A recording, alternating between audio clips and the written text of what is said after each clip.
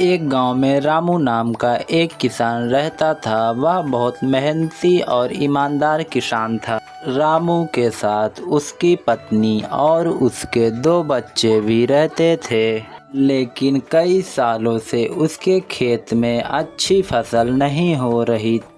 बारिश कम होने से उसकी फसल बार बार सूख जाती थी। वह निराश था, लेकिन उसने हार नहीं मानी थी। एक दिन रामू के दोस्त ने उसे सलाह दी कि वह पारंपरिक तरीकों की बजाय नई तकनीकों का इस्तेमाल करे। रामू ने सुझाव को ध्यान से सुना और आधुनिक खेती के तरीकों के बारे में जानकारी प्राप्त की। उसने जैविक खाद का इस्तेमाल करना शुरू किया और कम पानी की फसलों को उगाने पर ध्यान दिया।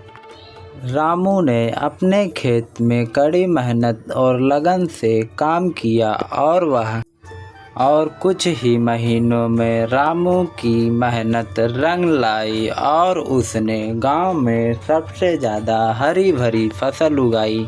रामू की फसल पहले से भी ज़्यादा हरी भरी और अच्छी हुई।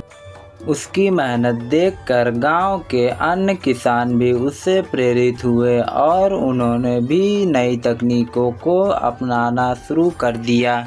रामू अब न सिर्फ अपनी फसल से खुश था, बल्कि पूरे गांव के लिए मिसाल बन चुका था।